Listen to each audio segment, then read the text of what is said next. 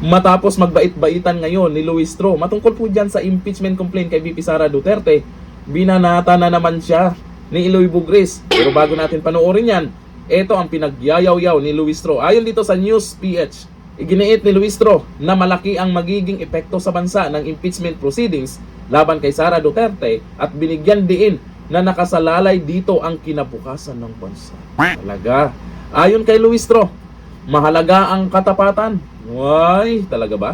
Ng mga mambabatas sa kanilang tungkulin sa pagdinig at pagboto sa impeachment complaint. Mukhang nararamdaman nyo na kakonti na lang yung boboto sa impeachment complaint na.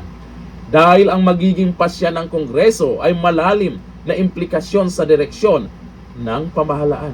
Ipinaliwanag din niya na layunin ng impeachment na suriin ang pagiging karapat-dapat ng isang opisyal na manatili sa pwesto, pati na rin kung nararapat pa itong humawak ng anumang posisyon sa pamahalaan sa hinaharap.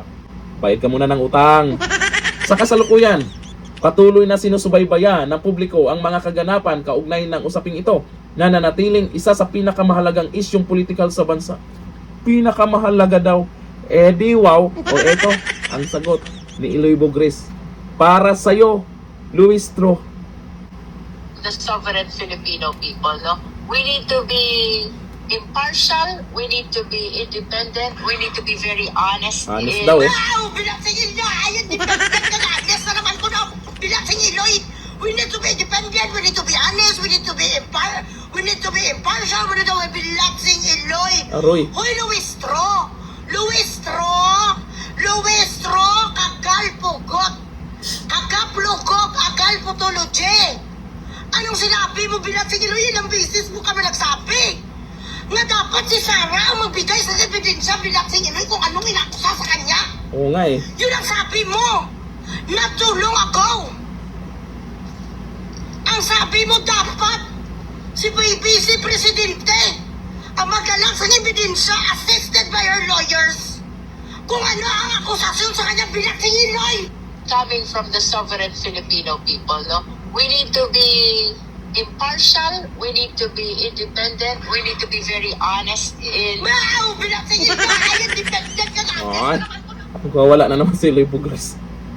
Ayon dito sa nag-comment po sa news ngayon na kung saan ay talagang bait-baitan na naman itong si Luistro.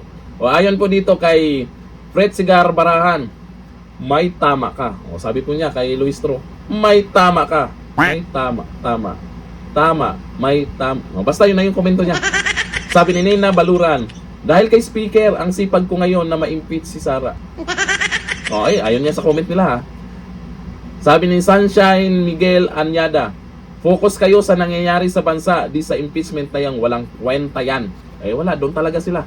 Yun talaga ang gusto nila. Yung ipa-impeach si VP Sara. Atat na atat talaga sila na mapa-impeach si VP Sara. Ayon pa nga kay Trillanes, ito na daw yung huli nilang pagkakataon.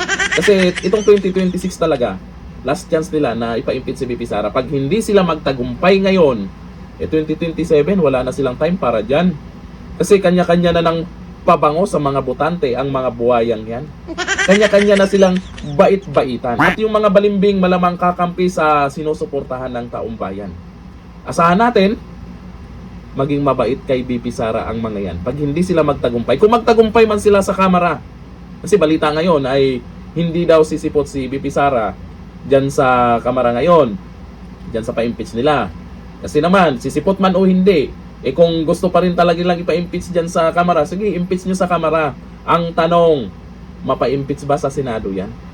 Dyan sa kamera halata namang hindi patas yung investigasyon nyo dyan. Akalain mo ba naman, kung sino yung inireklamo, yun po yung maglalabas ng ebidensya.